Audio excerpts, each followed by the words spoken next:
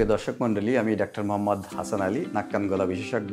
আজকে আমি খুব গুরুত্বপূর্ণ একটা রোগ নিয়ে আলোচনা করব। সেটা হচ্ছে, আমাদের কাছে অনেক রোগীরা আসেন যাদের আমরা পরীক্ষা নিরীক্ষা করে দেখি যে তাদের কানের শ্রবণ শক্তি সিভিয়ার টু প্রোফাউন্ড, মানে অনেক পরিমাণ কমে গিয়েছে। এবং রোগীরা আমাদের কাছে আসে বেসিক্যালি এই ধরনের বধিরতা নিয়ে। আমরা যখন তাদের পরীক্ষা নিরীক্ষা করার পরে তাদেরকে পরামর্শ দেই যে আপনারা হেয়ারিং এইড বা শ্রবণ যন্ত্র ব্যবহার করলে আপনারা শুনতে পারবেন। এই রোগীগুলোর এক ধরনের অনীহা আছে বা তারা সামাজিকভাবে মনে করে যে হেয়ারিং এইড বা কানে শোনার মেশিন ব্যবহার করলে সমাজ তাকে মেনে নেবে না। এটা আসলে একেবারেই ঠিক নয়। এই কনসেপশন থেকে আমাদেরকে বেরিয়ে আসতে হবে। আপনি যখন চোখে কম দেখেন, আপনার চিকিৎসক যখন পরীক্ষা করে দেখে যে আপনার চোখের পাওয়ার কমে গিয়েছে, তখন কিন্তু আপনাকে চশমা প্রেসক্রিপশন করছে এবং আপনি ভালোভাবে চোখে দেখার জন্য আপনি কিন্তু চশমা ব্যবহার করছেন। এটা কিন্তু আপনার সমাজের মানুষ এটা আপনাকে কিন্তু কিছুই বলছে না, বরং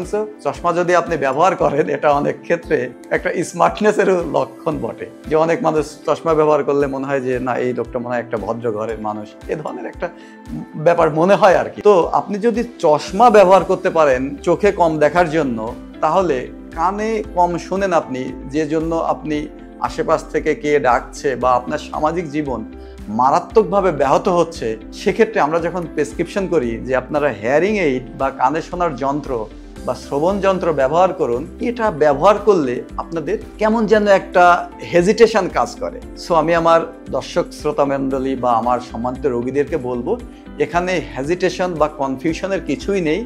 এখন খুবই অত্যাধুনিক শ্রবণ যন্ত্র পাওয়া যায়। আগে যেমন শ্রবণ যন্ত্রগুলো অনেক বড় ছিল, বাইরে থেকে দেখা যেত, একটু দেখতে অনেক সময় খারাপও লাগতো। এখন অনেক স্মার্ট শ্রবণ যন্ত্র আছে।